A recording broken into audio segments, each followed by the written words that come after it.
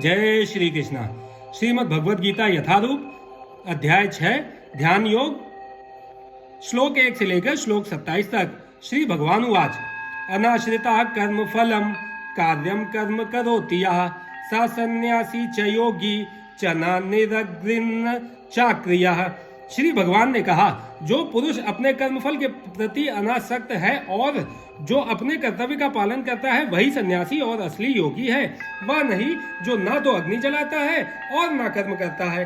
तात्पर्य, इस अध्याय में भगवान बताते हैं कि अष्टांग योग पद्धति मन तथा इंद्रियों को वश में करने का साधन है, किंतु इस कलयुग में सामान्य जनता के लिए इससे संपन्न कर पाना अत्यंत कठिन है। यद्यपि इस अध्याय में अष्टांग योग पद्धति की संस्तुति की गई है, किंतु भगवान बल देते हैं कि कर्म योग या कृष्ण भावनामृत में कर्म करना इससे श्रेष्ठ है। इस संसार में प्रत्येक मनुष्य अपने परिवार के पालनार्थ तथा अपनी सामग्री के रक्षार्थ कर्म करता है, किंतु कोई भी मनुष्य बिना किसी स्वार्थ, किसी व्यक्तिगत तृप्ति के, चाहे वह तृप्ति आत्म केंद्रित हो या व्यापक, कर्म नहीं करता। पूर्णता की कसौटी है भगवान कृष्ण भावनामृत में कर्म करना, कर्म के फलों का भोग करने के उद्देश्य से नहीं। कृष्ण भावनामृत में कर्म करना प्रत्येक व्यक्ति का कर्तव्य है, क्योंकि सभी लोग परमेश्वर के अंश हैं। शरीर के अंग पूरे शरीर के लिए कार्य करते हैं। शरीर के अंग अपनी तुष्टि के लिए नहीं अपितु पूरे शरीर की तुष्टि के लिए कार्य करते हैं। इसी प्रकार जो जीव अपनी तुष्टि के लिए नहीं अपितु पर ब्रह्म की तुष्टि के लिए कार्य करता है वही पूर्ण सन्यासी या पूर्ण योगी है। कभी कभी सन्यासी सोचते हैं कि उन्हें सारे कार्यों से मुक्ति मिल गई, अतः वे अग्निहोत्र यज्ञ करना बंद कर देते हैं, लेकिन वस्तुतः वे स्वार्थी हैं क्योंकि उनका लक्ष्य निराकार ब्रह्म से तादात्म्य स्थापित करना होता है। ऐसी इच्छा भौतिक इच्छा से तो श्रेष्ठ है, किंतु यह स्वार्थ से रहित नहीं होती।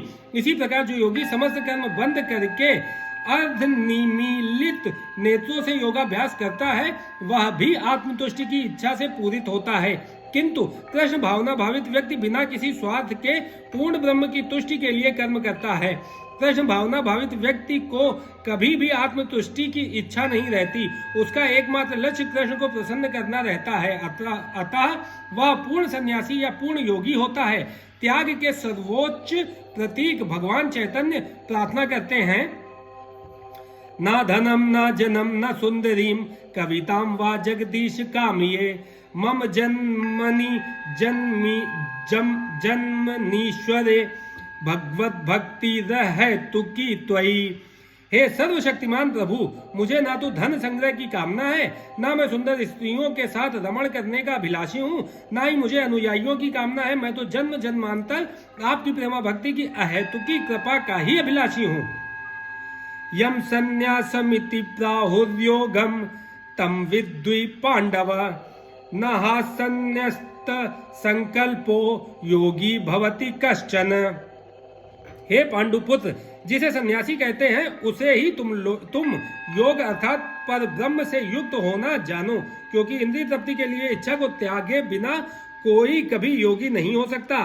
तात्पर्य, वास्तविक संन्यास योग या भक्ति का अर्थ है जीवात्मा अपनी स्वाभाविक स्थिति को जाने और तदनुसार कर्म करे। जीवात्मा का अपना स्वतंत्र अस्तित्व नहीं होता, वह परमेश्वर की तटस्था शक्ति है।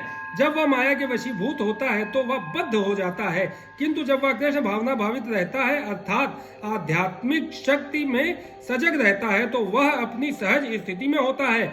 इस प्रकार जब मनुष्य पूर्ण ज्ञान में होता है तो वह समस्त इंद्रिय तृप्ति को त्याग देता है, अर्थात समस्त इंद्रिय तृप्ति के कार्यकलापों का परित्याग कर देता है।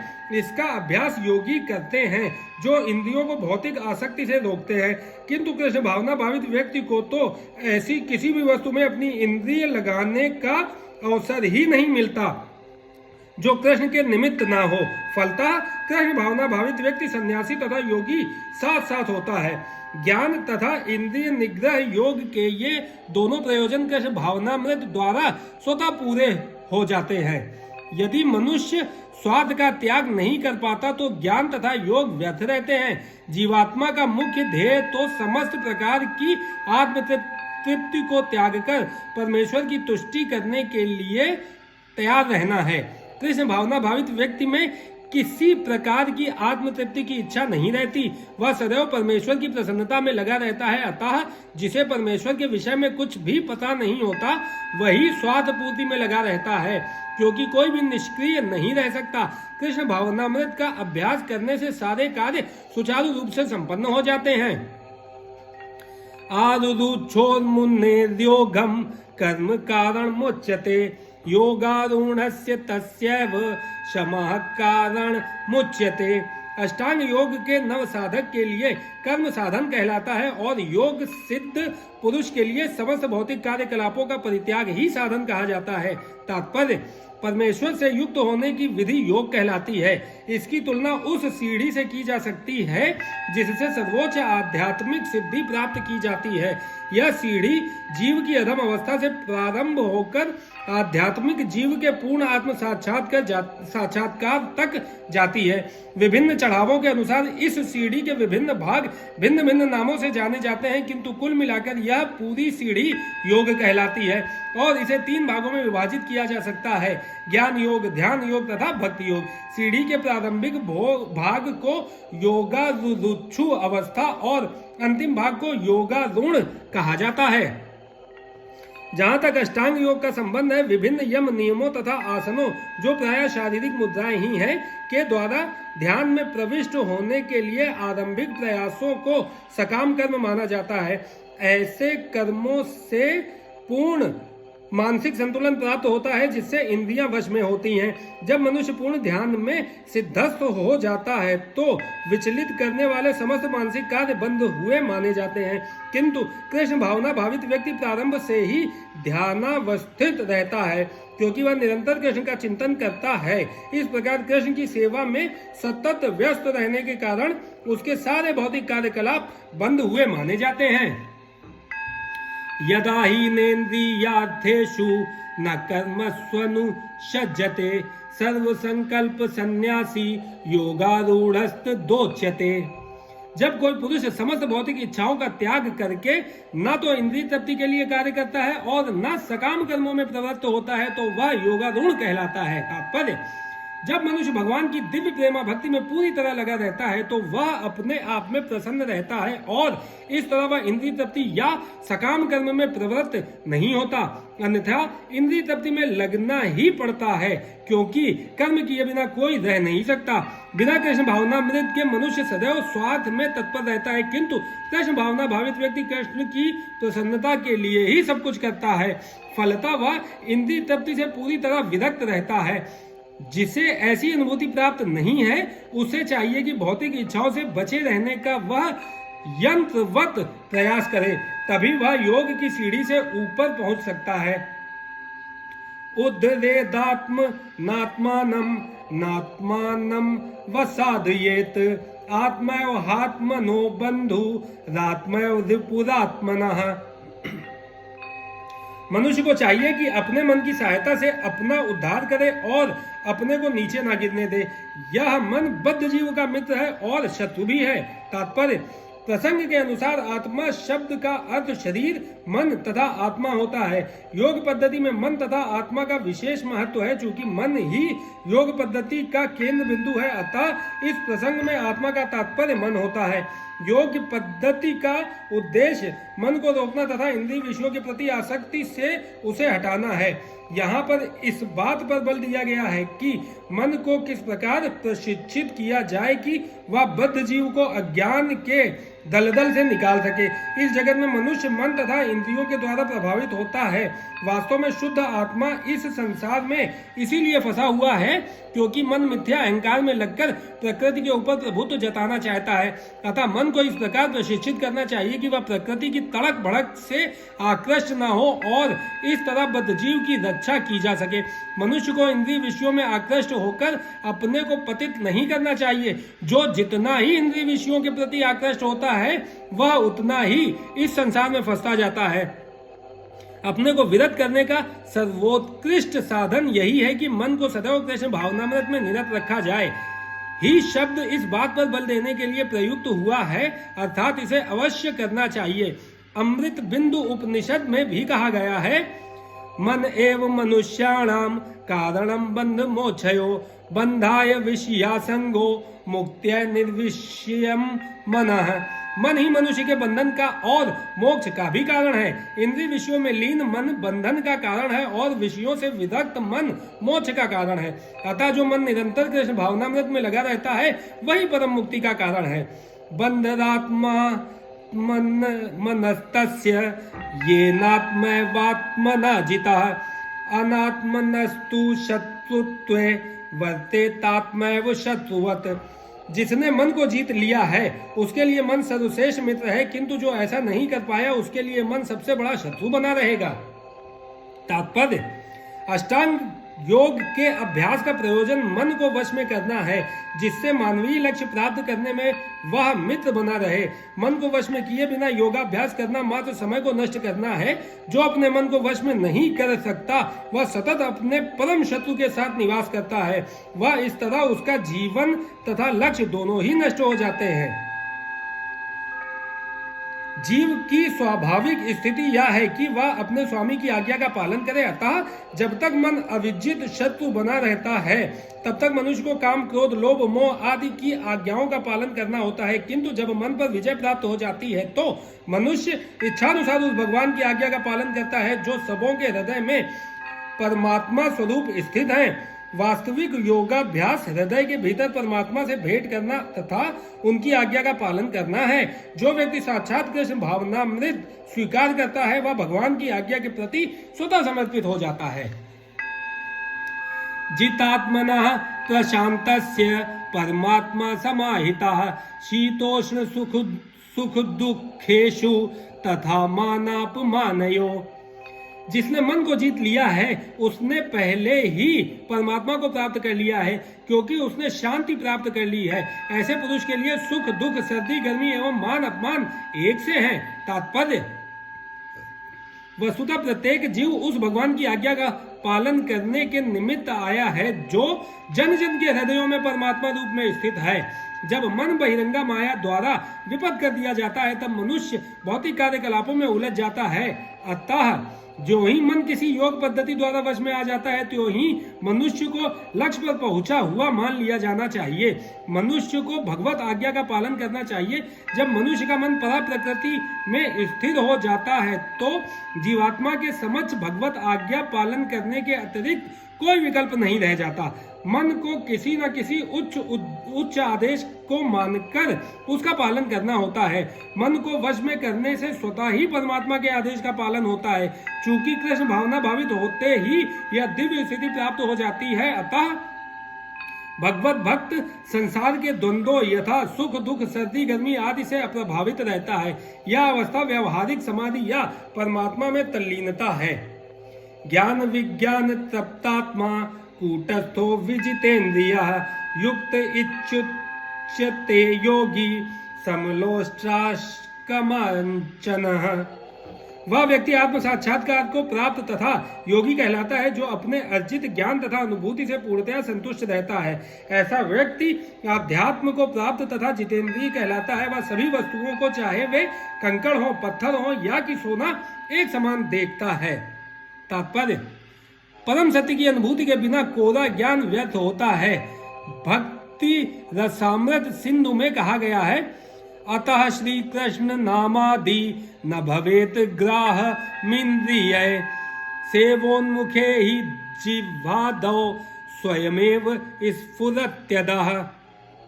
कोई भी व्यक्ति अपनी दूषित इंद्रियों के द्वारा श्री कृष्ण के नाम, रूप, गुण तथा उनकी लीलाओं की दिव्य प्रकृति को नहीं समझ सकता। भगवान की दिव्य सेवा से पूरित होने पर ही कोई उनके दिव्य नाम, रूप, गुण तथा लीलाओं को समझ सकता है। यह भगवत गीता कृष्ण भावनामृत का विज्ञान है। मात्र संसारी विद्वता से कोई कृष्ण भावना भावित नहीं हो सकता। उसे विशुद्ध चेतना वाले व्यक्ति का सान्निध्य प्राप्त होने का सौभाग्य मिलता है। कृष्ण भावना भावित व्यक्ति को भगवत कृपा से ज्ञान की अनुभूति होती है, क्योंकि वह विशुद्ध भक्ति से तुष्ट रहता है। अनुभूत ज्ञान से वह पूर्ण बनता है। आध्यात्मिक ज्ञान से मनुष्य अपने संकल्पों में दृढ़ रह सकता है, किंतु मात्र शैक्षिक ज्ञान से वह बाह्य विरोधाभासों द्वारा मोहित और भ्रमित होता रहता है। केवल अनुभवी आत्मा ही आत्म संयमी होता है, क्योंकि वह कृष्ण की शरण में जा चुका होता है। वह दिव्य होता है क्योंकि उसे संसारी विद्वता से कुछ लेना देना नहीं रहता। उसके लिए संसारी विद्वता तथा मनोधर्म, जो अन्यों के लिए स्वर्ण के समान उत्तम होते हैं, कंकड़ों या पत्थरों से अधिक नहीं होते। सुरन्नीत्रायुर्दासीन मध्यस्थ द्वेष्य बंधुषु साधुष्वपि च पापेषु संबुद्धिर्शिष्यते। जब मनुष्य निष्कपट हितैषियों, प्रिय मित्रों, तटस्थों, मध्यस्थों, ईर्ष्यालुओं, शत्रुओं तथा मित्रों, पुण्यात्माओं एवं पापियों को समान भाव से देखता है तो वह भी उन्नत माना जाता है। योगी युज्जित सततमात्मानं रहसि स्थिता एकाकी यत चित्तात्मा निराशीर परिग्रह। योगी को चाहिए कि वह सदैव अपने शरीर, मन तथा आत्मा को परमेश्वर में लगाए, एकांत स्थान में रहे और बड़ी सावधानी के साथ अपने मन को वश में करे। उससे समस्त आकांक्षाओं तथा संग्रह भाव की इच्छाओं से मुक्त होना चाहिए। तात्पर्य: कृष्ण की अनुभूति ब्रह्म, परमात्मा तथा श्री भगवान के विभिन्न रूपों में होती है। संक्षेप में कृष्ण भावनामृत का अर्थ है भगवान की दिव्य प्रेमा भक्ति में निरंतर प्रवृत्त रहना। किंतु जो लोग निराकार ब्रह्म अथवा अंतर्यामी परमात्मा के प्रति आसक्त होते हैं, वे भी आंशिक रूप से कृष्ण भावना भावित हैं, क्योंकि निराकार ब्रह्म कृष्ण की आध्यात्मिक किरण है और परमात्मा कृष्ण की सर्वव्यापी आंशिक विस्तार होता है। इस प्रकार निर्विशेषवादी तथा ध्यान योगी भी अपरोक्ष रूप से कृष्ण भावना भावित होते हैं। प्रत्यक्ष कृष्ण भावना भावित व्यक्ति सर्वोच्च योगी होता है, क्योंकि ऐसा भक्त जानता है कि ब्रह्म और परमात्मा क्या है, उसका परम सत्य विषयक ज्ञान पूर्ण होता है। जबकि निर्विशेषवादी तथा ध्यान योगी अपूर्ण रूप में कृष्ण भावना भावित होते हैं।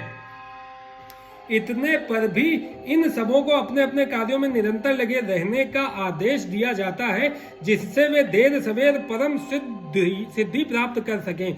योगी का पहला कर्तव्य है कि वह कृष्ण पर अपना ध्यान सदैव एकाग्र रखे। उसे सदैव कृष्ण का चिंतन करना चाहिए और एक क्षण के लिए भी उन्हें नहीं भुलाना चाहिए। परमेश्वर में मन की एकाग्रता ही समाधि कहलाती है। मन को एकाग्र करने के लिए सदैव एकांतवास करना चाहिए और बाहरी उपद्रवों से बचना चाहिए। योगी को चाहिए कि वह अनुकूल परिस्थितियों को ग्रहण करे और प्रतिकूल परिस्थितियों को त्याग दे, जिससे उसकी अनुभूति पर कोई प्रभाव न पड़े। पूर्ण संकल्प कर लेने पर उसे उन व्यर्थ की वस्तुओं के पीछे नहीं पड़ना चाहिए जो परिग्रह भाव में उसे फंसा लें।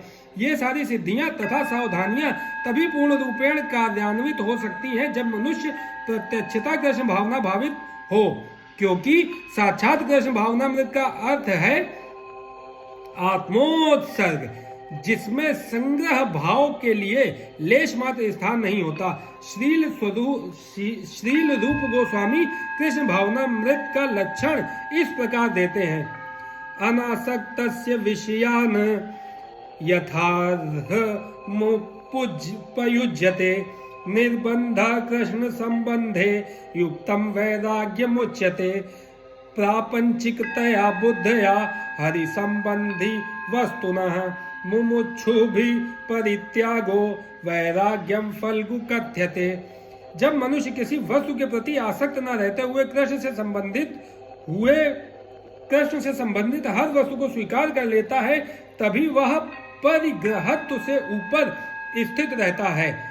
दूसरी ओर जो व्यक्ति कृष्ण से संबंधित प्रत्येक वस्तु को बिना जाने त्याग देता है, उसका वैराग्य पूर्ण नहीं होता। कृष्ण भावना भावित व्यक्ति भली भांति जानता रहता है कि प्रत्येक वस्तु श्री कृष्ण की है, फल स्वरूप वह सभी प्रकार के परिग्रह भाव से मुक्त रहता है। इस प्रकार वह अपने लिए किसी वस्तु की लालसा नहीं करता। वह जानता है कि किस प्रकार कृष्ण भावनामृत के अनुरूप वस्तुओं को स्वीकार किया जाता है और कृष्ण भावनामृत के प्रतिकूल वस्तुओं का परित्याग कर दिया जाता है। वह सदैव भौतिक वस्तुओं से दूर रहता है, क्योंकि वह दिव्य होता है और कृष्ण भावनामृत से रहित व्यक्तियों से किसी प्रकार का सरोकार न रखने के कारण सदा अकेला रहता है। अतः कृष्ण भावनामृत में रहने वाला व्यक्ति पूर्ण योगी होता है। शुचौ देशे प्रतिष्ठाप्य स्थिरमासन मात्मनः नात्युच्छित्तम नातिनीचम चैलाजिन कुशोत्तरम तत्रैकाग्रम मनः कृत्वा यति चित्तेन्द्रिय क्रिय उपविश्यासने युज्या द्योगमात्म विशुद्धये। योगाभ्यास के लिए योगी एकांत स्थान में जाकर भूमि पर कुशा बिछा दे और फिर उसे मृगशाला से ढके तथा ऊपर से मुलायम वस्त्र बिछा दे। आसन ना तो बहुत ऊंचा होना चाहिए, ना बहुत नीचा। यह पवित्र स्थान में स्थित हो। योगी को चाहिए कि इस पर दृढ़तापूर्वक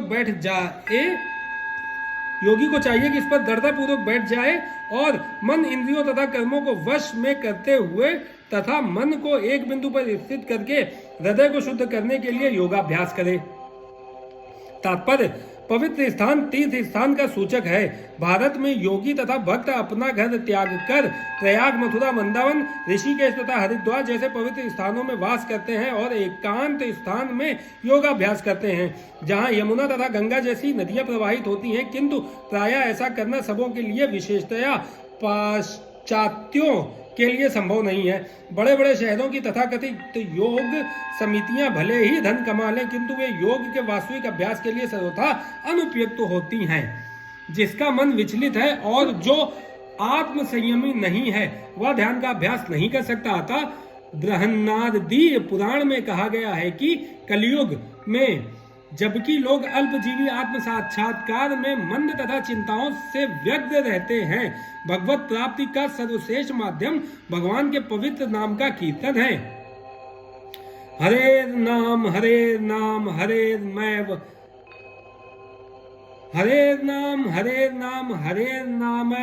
केवलम कलो नास्त्येव गतिरन्यथा। कला और दंभ के इस युग में मोक्ष का एकमात्र साधन भगवान के पवित्र नाम का कीर्तन करना है। कोई दूसरा मार्ग नहीं है, कोई दूसरा मार्ग नहीं है, कोई दूसरा मार्ग नहीं है। समम काय शिरोग्रीवम धारयन् चलम स्थिरा संप्रेक्ष्य नासिकाग्रं स्वं दिशश्चान वलोकयन् प्रशांतात्मा विगत भी ब्रह्मचारी व्रते स्थिता मनः संयम्य मचित्तो युक्त आसीत मत्परः।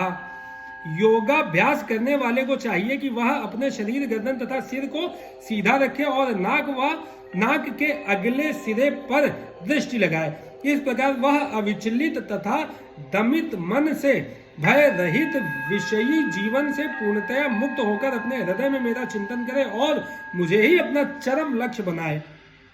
तात्पर्य, जीवन का उद्देश्य कृष्ण को जानना है, जो प्रत्येक जीव के हृदय में चतुर्भुज परमात्मा रूप में स्थित है। योगाभ्यास का प्रयोजन विष्णु के इसी अंतर्यामी रूप की खोज करने तथा देखने के अतिरिक्त और कुछ नहीं है। अंतर्यामी विष्णु मूर्ति प्रत्येक व्यक्ति के हृदय में निवास करने वाले कृष्ण का स्वांश रूप है। जो इस विष्णु मूर्ति की अनुभूति करने के अतिरिक्त किसी अन्य कपट योग में लगा रहता है, वह निसंदेह अपने समय का अपव्यय करता है। कृष्ण ही जीवन के परम लक्ष्य हैं और प्रत्येक हृदय में स्थित विष्णु मूर्ति ही योगाभ्यास का लक्ष्य है। हृदय के भीतर इस विष्णु मूर्ति की अनुभूति प्राप्त करने के लिए ब्रह्मचर्य व्रत अनिवार्य है। अतः मनुष्य को चाहिए कि घर छोड़ दे और किसी एकांत स्थान में बताई गई विधि से आसीन होकर नित्य प्रति घर में या अन्यत्र मैथुन भोग करते हुए और तथा कथित योग की कक्षा में जाने मात्र से कोई योगी नहीं हो जाता। उसे मन को संयमित करने का अभ्यास करना होता है और सभी प्रकार की इंद्रिय तृप्ति से, जिसमें मैथुन जीवन मुख्य है, बचना होता है। महान ऋषि याज्ञवल्क्य ने ब्रह्मचर्य के नियमों में बताया है, कर्मणा मनसा वाचा सर्वावस्थासु सर्वदा सर्वत्र मैथुन त्यागो ब्रह्मचर्यम प्रचक्षते। सभी कालों में, सभी अवस्थाओं में तथा सभी स्थानों में मनसा वाचा कर्मणा मैथुन भोग से पूर्णतया दूर रहने में सहायता करना ही ब्रह्मचर्य का लक्ष्य है। मैथुन में प्रवृत्त रहकर योगाभ्यास नहीं किया जा सकता, इसीलिए बचपन से जब मैथुन का कोई ज्ञान भी नहीं होता ब्रह्मचर्य की शिक्षा दी जाती है। 5 वर्ष की आयु में बच्चों को गुरुकुल भेजा जाता है, जहां गुरु उन्हें ब्रह्मचारी बनने के दृढ़ नियमों की शिक्षा देते हैं। ऐसे अभ्यास के बिना किसी भी योग में उन्नति नहीं की जा सकती, चाहे वह ध्यान हो या कि ज्ञान या भक्ति। किंतु जो व्यक्ति विवाहित जीवन के विधि विधानों का पालन करता है और अपनी ही पत्नी से मैथुन संबंध रखता है, वह भी ब्रह्मचारी कहलाता है। ऐसे संयमशील गृहस्थ ब्रह्मचारी को भक्ति संप्रदाय में स्वीकार किया जा सकता है, किंतु ज्ञान तथा ध्यान संप्रदाय वाले ऐसे गृहस्थ ब्रह्मचारी को भी प्रवेश नहीं देते। उनके लिए पूर्ण ब्रह्मचर्य अनिवार्य है। भक्ति संप्रदाय में गृहस्थ ब्रह्मचारी को संयमित मैथुन की अनुमति रहती है, क्योंकि भक्ति संप्रदाय इतना शक्तिशाली है कि भगवान की सेवा में लगे रहने से वह स्वतः ही मैथुन का आकर्षण त्याग देता है। भगवत गीता में कहा गया है, विषयान विनिर्वर्तन्ते निराहारस्य देहिनः रसवर्जं रसोऽप्यस्य परम दृष्टा निवर्तते। जहां अन्यों को विषय भोग से दूर रहने के लिए बाध्य किया जाता है, वहीं भगवत भक्त भगवद रसास्वादन के कारण इंद्रिय तृप्ति से स्वतः विरक्त हो जाता है। भक्त को छोड़कर अन्य किसी को इस अनुपम रस का ज्ञान नहीं होता। विगत भी पूर्ण कृष्ण भावना भावित हुए बिना मनुष्य निर्भय हो सकता है। बद्ध जीव अपनी विकृत स्मृति अथवा कृष्ण के साथ अपने शाश्वत संबंध की विस्मृति के कारण भयभीत रहता है। भागवत का कथन है, भयम द्वितीयाभिनिवेशतः स्याद ईशाद पेतस्य विशर्य यो अस्मृति। कृष्ण भावना भावित व्यक्ति ही योग का पूर्ण अभ्यास कर सकता है। चूंकि योगाभ्यास का चरम लक्ष्य अंतःकरण में भगवान का दर्शन पाना है, था कृष्ण भावना भावित व्यक्ति पहले ही समस्त योगियों में श्रेष्ठ होता है। यहाँ पर वर्णित योग विधि के नियम तथा कथित लोकप्रिय योग समितियों से भिन्न हैं। युज्जन्नेवं सदात्मानं योगी नियत मानसः शांति निर्वाण परमाम मत संस्थामधिगच्छति।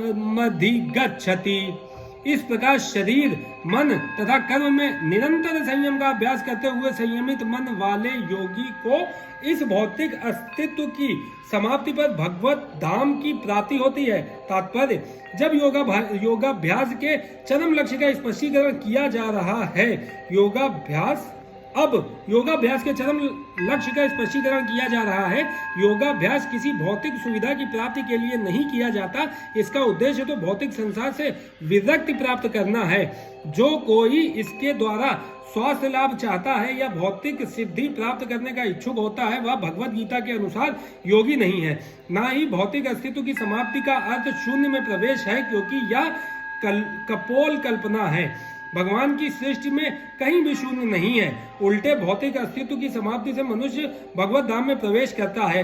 भगवत गीता में भगवत धाम का भी स्पष्टीकरण किया गया है कि यह वह स्थान है जहाँ न सूर्य की आवश्यकता, न चांद या बिजली की। आध्यात्मिक राज्य के सारे लोग उसी प्रकार से स्वतः प्रकाशित हैं जिस प्रकार सूर्य द्वारा यह भौतिक आकाश। वैसे तो भगवत धाम सर्वत्र है, किंतु चिन्मय व्योम तथा उसके लोगों को ही परम धाम कहा जाता है। एक पूर्ण योगी जिसे भगवान कृष्ण का पूर्ण ज्ञान है, जैसा कि यहाँ पर भगवान ने स्वयं कहा है, मच्चितः मत्परः मतस्थानम, वास्तविक शांति प्राप्त कर सकता है और अंततो गत्वा कृष्ण लोक या गोलोक वृंदावन को प्राप्त होता है। ब्रह्म संहिता में स्पष्ट उल्लेख है, गोलोक एवं निवसत्य खिलात्म भूतः। यद्यपि भगवान सदैव अपने धाम में निवास करते हैं, जिसे गोलोक कहते हैं, तो भी वे अपनी परा आध्यात्मिक शक्तियों के कारण सर्वव्यापी ब्रह्म तथा अंतर्यामी परमात्मा हैं, क्योंकि परमात्मा है। कोई भी कृष्ण तथा विष्णु रूप में उनके पूर्ण विस्तार को सही जाने बिना वैकुंठ में या भगवान के नित्य धाम गोलोक वृंदावन में प्रवेश नहीं कर सकता। अतः कृष्ण भावना भावित व्यक्ति ही पूर्ण योगी है, क्योंकि उसका मन सदैव कृष्ण के कार्यकलापों में तल्लीन रहता है। सवय मनः कृष्ण पदारविंदयो, वेदों में भी हम पाते हैं।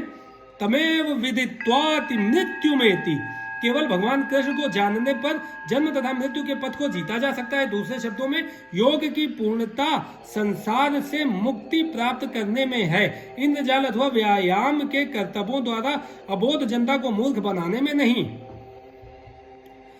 नातिश्रतस्तु योगो अस्ति न चैकांत मनश्रतः न चातिस्व प्रशीलस्य जाग्रतो नैव चार्जुन। हे अर्जुन, जो अधिक खाता है या बहुत कम खाता है, जो अधिक सोता है अथवा जो पर्याप्त नहीं सोता, उसके योगी बनने की कोई संभावना नहीं है। तात्पर्य यहाँ पर योगियों के लिए भोजन तथा नींद के नियमन की संस्तुति की गई है।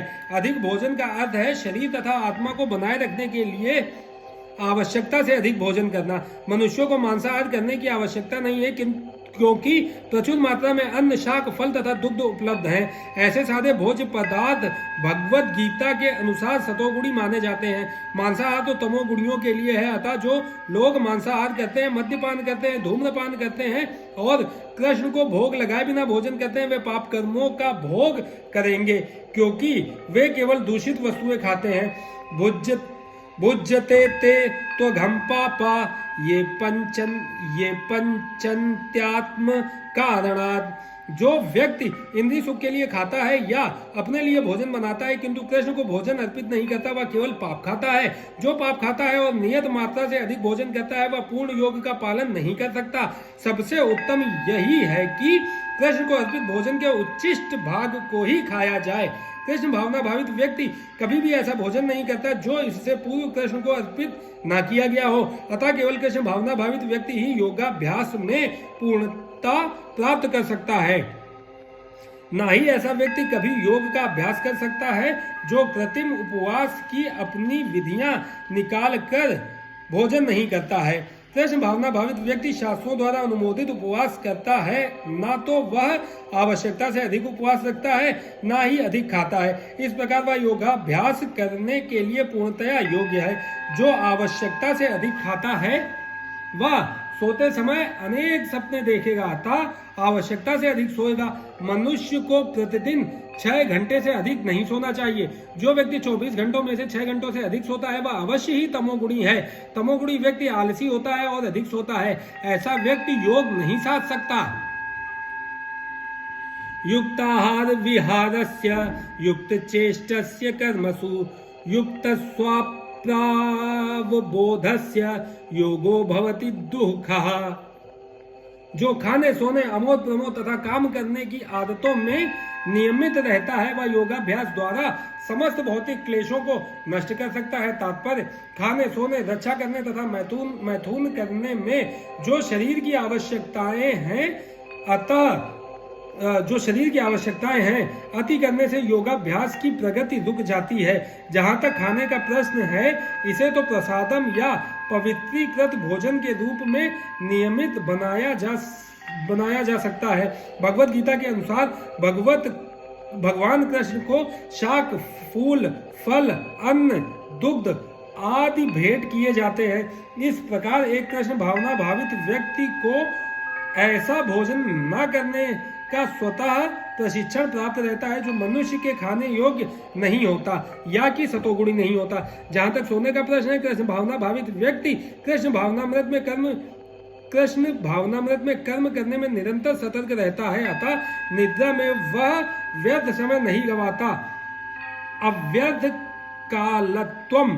कृष्ण भावना भावित व्यक्ति अपना 1 मिनट का समय भी भगवान की सेवा के बिना नहीं बिताना चाहता, अतः वह कम से कम सोता है। इसके आदर्शशील रूप गोस्वामी हैं, जो कृष्ण की सेवा में निरंतर लगे रहते थे और दिन भर में 2 घंटे से अधिक नहीं सोते थे और कभी कभी तो उतना भी नहीं सोते थे। ठाकुर हरिदास तो अपनी माला में 3 लाख नामों का जप किए बिना ना तो प्रसाद ग्रहण करते थे और ना ही सोते थे। जहां तक कार्य का प्रश्न है, कृष्ण भावना भावित व्यक्ति ऐसा कोई भी कार्य नहीं करता जो कृष्ण से संबंधित ना हो। इस प्रकार उसका कार्य सदैव नियमित रहता है और इंद्रिय तृप्ति से अदूषित।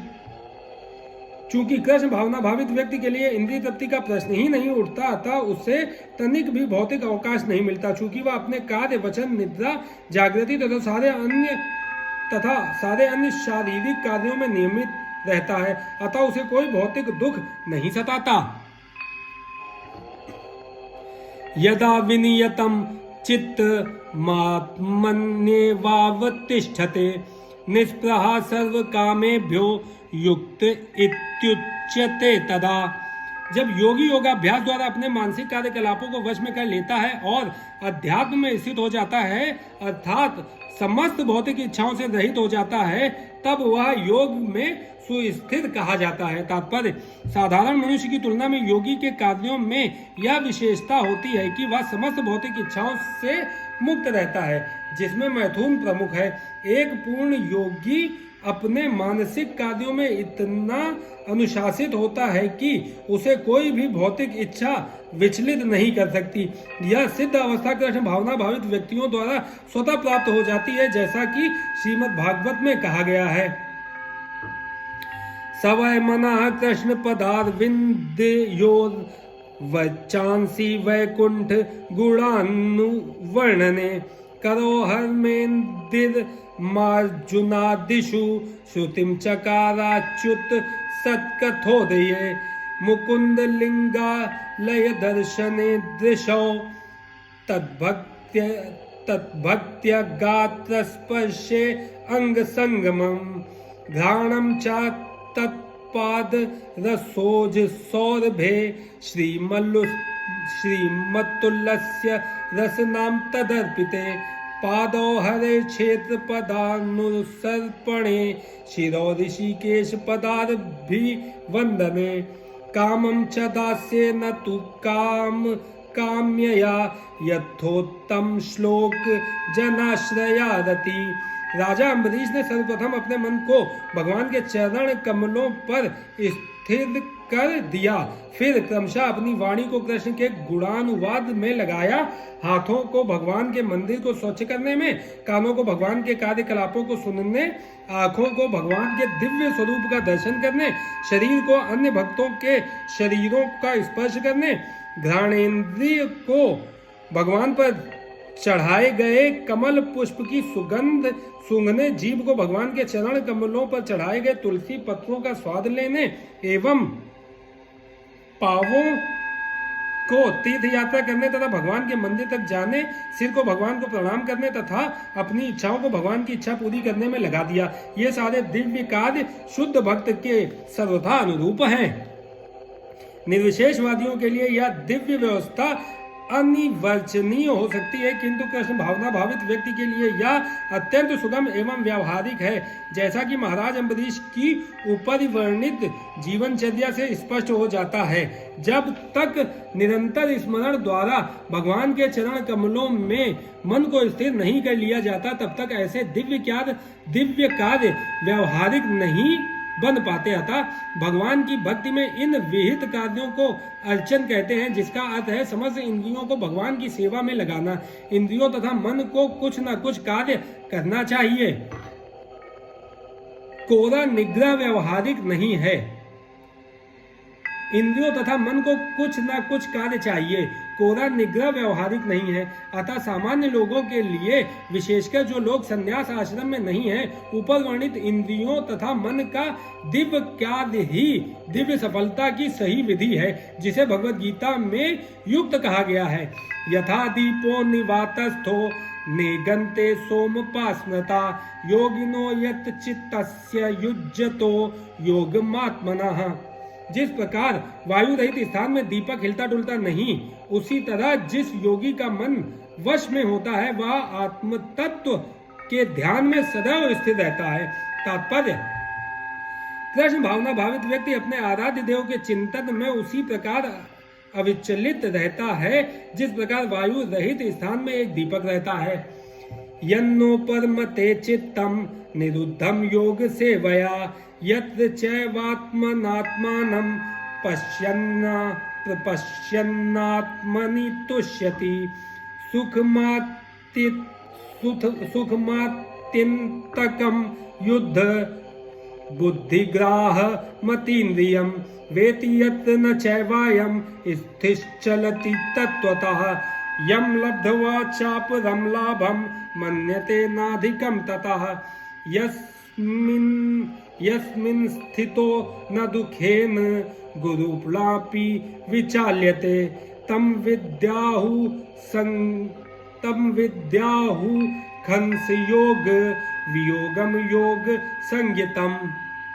सिद्धि की अवस्था में जिसे समाधि कहते हैं, मनुष्य का मन योगाभ्यास के द्वारा भौतिक मानसिक क्रियाओं से पूर्णतया संयमित हो जाता है। इस सिद्धि की विशेषता यह है कि मनुष्य शुद्ध मन से अपने को देख सकता है और अपने आप में आनंद उठा सकता है। उस आनंदमयी स्थिति में वह दिव्य इंद्रियों द्वारा असीम दिव्य सुख में स्थित रहता है। इस प्रकार स्थापित मनुष्य कभी सत्य से विपथ नहीं होता और इस सुख की प्राप्ति हो जाने पर वह इससे बड़ा कोई दूसरा लाभ नहीं मानता। ऐसी स्थिति को पाकर मनुष्य बड़ी से बड़ी कठिनाई में भी विचलित नहीं होता। यह निसंदेह भौतिक संसर्ग से उत्पन्न होने वाले समस्त दुखों से वास्तविक मुक्ति है। तात्पर्य, योगाभ्यास से मनुष्य भौतिक धारणाओं से क्रमशः विरक्त हो जाता है। यह योग का प्रमुख लक्षण है। इसके बाद वह समाधि में स्थित हो जाता है, जिसका अर्थ यह होता है कि दिव्य मन तथा बुद्धि के द्वारा योगी अपने आप को परमात्मा समझने का भ्रम ना करके परमात्मा की अनुभूति करता है। योगाभ्यास बहुत कुछ पतंजलि की पद्धति पर आधारित है। कुछ अप्रामाणिक भाष्यकार जीवात्मा तथा परमात्मा में अभेद स्थापित करने का प्रयास करते हैं और अद्वैतवादी इसे ही मुक्ति मानते हैं, किंतु वे पतंजलि की योग पद्धति के वास्तविक प्रयोजन को नहीं जानते। पतंजलि पद्धति में दिव्य आनंद को स्वीकार किया गया है, किंतु अद्वैतवादी इस दिव्य आनंद को स्वीकार नहीं करते, क्योंकि उन्हें भ्रम है कि इससे कहीं उनके अद्वैतवाद में बाधा न उपस्थित हो जाए। अद्वैतवादी ज्ञान तथा ज्ञाता के द्वैत को नहीं मानते, किंतु इस श्लोक में दिव्य इंद्रियों द्वारा अनुभूत दिव्य आनंद को स्वीकार किया गया है। इसकी पुष्टि योग पद्धति के विख्यात व्याख्याता पतंजलि मुनि ने भी की है। योग सूत्र में महर्षि कहते हैं, पुरुषार्थ शून्यानाम गुणानाम प्रतिप्रसवः कैवल्यम स्वरूप प्रतिष्ठा व चित शक्ति रीति। यह चित शक्ति या अंतरंगा शक्ति दिव्य है। पुरुषार्थ का तात्पर्य धर्म अर्थ काम तथा अंत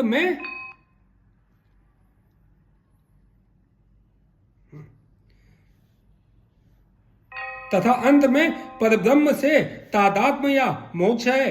अद्वैतवादी परब्रह्म से इस तादात्म्य को कैवल्यम कहते हैं, किंतु पतंजलि के अनुसार कैवल्यम वह अंतरंगा या दिव्य शक्ति है जिससे जीवात्मा अपनी स्वाभाविक स्थिति से अवगत होता है। भगवान चैतन्य के शब्दों में यह अवस्था चेतोदर्पण मार्जनम अर्थात मन रूपी मलिन दर्पण का मार्जन शुद्धि है। यह मार्जन वास्तव में मुक्ति या भव महादावाग्नि निर्वापणम है। प्रारंभिक निर्वाण सिद्धांत भी इस नियम के समान है। भागवत में इसे स्वरूपेण व्यवस्थिति कहा गया है। भगवत गीता के इस श्लोक में भी इसी की पुष्टि हुई है। निर्वाण के बाद आध्यात्मिक कार्यकलापों की या भगवत भक्ति की अभिव्यक्ति होती है, जिसे कृष्ण भावनामृत कहते हैं। भागवत के शब्दों में स्वरूपेण व्यवस्थिति जीवात्मा का वास्तविक जीवन यही है। भौतिक दूषण से आध्यात्मिक जीवन के कलमश युक्त होने की अवस्था माया है। इस भौतिक दूषण से मुक्ति का अभिप्राय जीवात्मा की मूल दिव्य स्थिति का विनाश नहीं है। पतंजलि भी इसकी पुष्टि इन शब्दों से करते हैं, कैवल्यम स्वरूप प्रतिष्ठा व चित्त शक्ति रीति। यह चित्त शक्ति या दिव्य आनंद ही वास्तविक जीवन है। इसका अनुमोदन वेदांत सूत्र में इस प्रकार हुआ है, आनंदमयो अभ्यासात। यह चित्त शक्ति ही योग का परम लक्ष्य है और भक्ति योग द्वारा इसे सरलता से प्राप्त किया जाता है। भक्ति योग का विस्तृत विवरण 7वें अध्याय में किया जाएगा। इस अध्याय में वर्णित योग पद्धति के अनुसार समाधियां 2 प्रकार की होती हैं, संप्रगात तथा असंप्रगात समाधियां। जब मनुष्य विभिन्न दार्शनिक शोधों के द्वारा दिव्य स्थिति को प्राप्त होता है तो यह कहा जाता है कि उसे संप्रज्ञात समाधि प्राप्त हुई है। असंप्रज्ञात समाधि में संसारी आनंद से कोई संबंध नहीं रहता, क्योंकि इसमें मनुष्य इंद्रियों से प्राप्त होने वाले सभी प्रकार के सुखों से परे हो जाता है। एक बार इस दिव्य स्थिति को प्राप्त कर लेने पर योगी कभी उससे डिगता नहीं। जब तक योगी इस स्थिति को प्राप्त नहीं कर लेता तब तक वह असफल रहता है। आजकल के तथा कथित योगाभ्यास में विभिन्न इंद्रिय सुख सम्मिलित हैं, जो योग के सर्वथा विपरीत हैं। योगी होकर यदि कोई मैथुन तथा मादक द्रव्य सेवन में अनुरक्त होता है तो यह उपहासजनक है। यहाँ तक कि जो योगी योग की सिद्धियों के प्रति आकृष्ट रहते हैं वे भी योग में आरूढ़ नहीं कहे जा सकते। यदि योगी जन योग की आनुषंगिक वस्तुओं के प्रति आकृष्ट हैं तो उन्हें सिद्ध अवस्था को प्राप्त हुआ नहीं कहा जा सकता। जैसा कि इस श्लोक में कहा गया है, अतः जो व्यक्ति आसनों के प्रदर्शन या सिद्धियों के चक्कर में रहते हैं उन्हें यह समझ लेना चाहिए कि इस प्रकार से योग का मुख्य उद्देश्य ही समाप्त हो जाता है। इस युग में योग की सर्वोत्तम पद्धति कृष्ण भावनामृत है, जो निराशा उत्पन्न करने वाली नहीं है। एक कृष्ण भावना भावित व्यक्ति अपने धर्म में इतना सुखी रहता है कि उससे किसी अन्य सुख की आकांक्षा नहीं रह जाती। इस दंभ प्रधान युग में हठ योग, ध्यान योग तथा ज्ञान योग का अभ्यास करते हुए अनेक अवरोध आ सकते हैं, किंतु कर्म योग या भक्ति योग के पालन में ऐसी समस्या सामने नहीं आती। जब तक यह शरीर रहता है तब तक शरीर की आवश्यकताओं आहार, निद्रा, भय तथा मैथुन को पूरा करना होता है, किंतु जो व्यक्ति शुद्ध भक्ति योग में अथवा कृष्ण भावनामृत में स्थिर होता है वह शरीर की आवश्यकताओं की पूर्ति करते समय इंद्रियों को उत्तेजित नहीं करता, प्रत्युत वह घाटे के सौदे का सर्वोत्तम उपयोग करके जीवन की न्यूनतम आवश्यकताओं को स्वीकार करता है और कृष्ण भावनामृत में दिव्य सुख भोगता है। वह दुर्घटनाओं, रोगों, अभावों और यहाँ तक कि अपने प्रियजनों की मृत्यु जैसी आपातकालीन घटनाओं के प्रति भी निरपेक्ष रहता है, किंतु कृष्ण भावनामृत या भक्ति योग संबंधी अपने कर्मों को पूरा करने में वह सदैव सचेष्ट रहता है। दुर्घटनाएं उसे कर्तव्य पथ से विचलित नहीं कर पाती, जैसा कि भगवत गीता में कहा गया है, आगमापायिनो अनिस्तिस्या यास्तांस्तिति छस्व भारत। वह इन प्रासंगिक घटनाओं को सहता है क्योंकि वह यह भलीभांति जानता है कि ये घटनाएं ऐसे ही आती जाती रहती हैं और इनसे उसके कर्तव्य पर कोई प्रभाव नहीं पड़ता। इस प्रकार वह योगाभ्यास में परम सिद्धि प्राप्त करता है।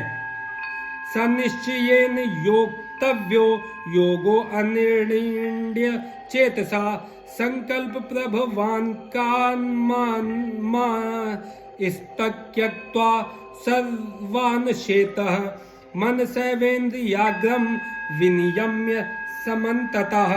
मनुष्य को चाहिए कि संकल्प तथा श्रद्धा के साथ योगाभ्यास में लगे और पथ से विचलित ना हो। उसे चाहिए कि मनोधर्म से उत्पन्न समस्त इच्छाओं को निरपवाद रूप से त्याग दे और इस प्रकार मन के द्वारा सभी ओर से इंद्रियों को वश में करे। तात्पर्य, योगाभ्यास करने वाले को दृढ़ संकल्प होना चाहिए और उसे चाहिए कि बिना विचलित हुए धैर्य पूर्वक अभ्यास करे। अंत में उसकी सफलता निश्चित है। उसे यह सोचकर बड़े ही धैर्य से इस मार्ग का अनुसरण करना चाहिए और यदि सफलता मिलने में विलंब हो रहा हो तो निरुत्साहित नहीं होना चाहिए। ऐसे दृढ़ अभ्यासी की सफलता सुनिश्चित है। भक्ति योग के संबंध में रूप गोस्वामी का कथन है, उत्साहानिश्चयाद्वैर्यात् तत्कर्म प्रवर्तनात् संगत्यागात् सतो वृत्तेः षडभिर्भक्ति प्रसिद्धयति।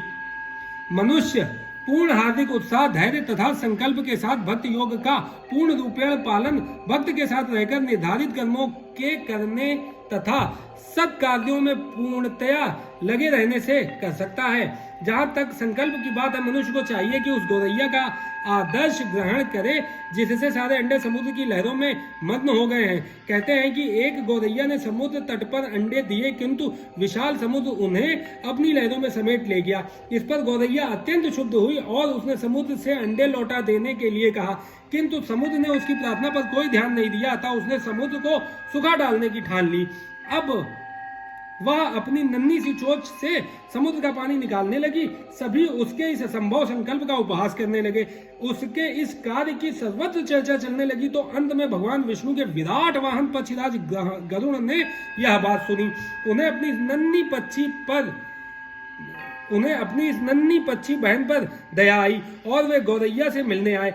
गरुड़ उस नन्ही गौरैया के विषय में के निश्चय से बहुत प्रसन्न हुए और उन्होंने उसकी सहायता करने का वचन दिया। गरुड़ ने तुरंत समुद्र से कहा कि वह उसके अंडे लौटा दे, नहीं तो उसे स्वयं आगे आना पड़ेगा।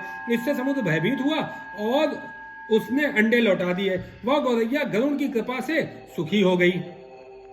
इसी प्रकार योग विशेषतया कृष्ण भावनामृत में भक्ति योग अत्यंत दुष्कर प्रतीत हो सकता है, किंतु जो कोई संकल्प के साथ नियमों का पालन करता है भगवान निश्चित रूप से उसकी सहायता करते हैं, क्योंकि जो अपनी सहायता आप करते हैं भगवान उनकी सहायता करते हैं। शनय शनय रूप मेद बुद्धिया धृति ग्रहीतया आत्म संस्थम मनः कृत्वा न किंचित अपि चिंतयेत। धीरे धीरे क्रमशः पूर्ण विश्वास पूर्वक बुद्धि के द्वारा समाधि में स्थित होना चाहिए और इस प्रकार मन को आत्मा में ही स्थित करना चाहिए तथा अन्य कुछ भी नहीं सोचना चाहिए। तात्पर्य, समुचित विश्वास तथा बुद्धि के द्वारा मनुष्य को धीरे धीरे सारे इंद्रिय कर्म करने बंद कर देने चाहिए। यह प्रत्याहार कहलाता है। मन को विश्वास, ध्यान तथा इंद्रिय निवृत्ति द्वारा वश में करते हुए समाधि में स्थिर करना चाहिए। उस समय देहात्म बुद्धि में अनुरक्त होने की कोई संभावना नहीं रह जाती। दूसरे शब्दों में, जब तक इस शरीर का अस्तित्व है तब तक मनुष्य पदार्थ में लगा रहता है, किंतु उसे इंद्रिय तृप्ति के विषय में नहीं सोचना चाहिए। उसे परमात्मा के आनंद के अतिरिक्त किसी अन्य आनंद का चिंतन नहीं करना चाहिए। कृष्ण भावनामृत का अभ्यास करने से यह अवस्था सहज ही प्राप्त की जा सकती है। यतो यतो निश्चलति मन चंचल स्थिरम ततस्ततो नियतमय तदात्मन्येव वशम नयेत। मन अपनी चंचलता तथा अस्थिरता के कारण जहां कहीं भी विचरण करता है मनुष्य को चाहिए कि उसे वहां से खींचे और अपने वश में लाए। तात्पर्य, मन स्वभाव से चंचल और स्थिर है, किंतु स्वरूप सिद्ध योगी को मन को वश में लाना होता है, उस पर मन का अधिकार नहीं होना चाहिए। जो मन को तथा इंद्रियों को भी वश में रखता है वह गोस्वामी या स्वामी कहलाता है, और जो मन के वशीभूत होता है वह गोदास अर्थात इंद्रियों का सेवक कहलाता है। गोस्वामी इंद्रिय सुख के मानक से भिन्न होता है। दिव्य इंद्रिय सुख वह है जिसमें इंद्रियां ऋषिकेश अर्थात इंद्रियों के स्वामी भगवान कृष्ण की सेवा में लगी रहती हैं। शुद्ध इंद्रियों के द्वारा कृष्ण की सेवा ही कृष्ण चेतना या कृष्ण भावनामृत कहलाती है। इंद्रियों को पूर्ण वश में लाने की यही विधि है। इससे भी बढ़कर बात यह है कि यह योगाभ्यास की परम सिद्धि भी है। प्रशांत मनसम हेनम योगिनम सुखमुत्तमम उपैति शांत रजसम ब्रह्मभूत कल्मषम। जिस योगी का मन मुझ में स्थित रहता है वह निश्चय ही दिव्य सुख की सर्वोच्च सिद्धि प्राप्त करता है। वह रजोगुण से परे हो जाता है। वह परमात्मा के साथ अपनी गुणात्मक एकता को समझता है और इस प्रकार अपने समस्त विगत कर्मों के फल से निवृत्त हो जाता है। तात्पर्य, ब्रह्मभूत वह अवस्था है जिसमें भौतिक कल्मश से मुक्त होकर भगवान की दिव्य सेवा में स्थित हुआ जाता है। मत भक्ति लभते पराम। जब तक मनुष्य का मन भगवान के चरण कमलों में स्थिर नहीं हो जाता तब तक कोई ब्रह्म रूप में नहीं रह सकता। सवै मनः कृष्ण पदारविंदयो। भगवान की दिव्य प्रेमा भक्ति में निरंतर प्रवृत्त रहना या कृष्ण भावनामृत में रहना वस्तुतः रजोगुण तथा भौतिक कल्मश से मुक्त होना है। जय श्री कृष्ण।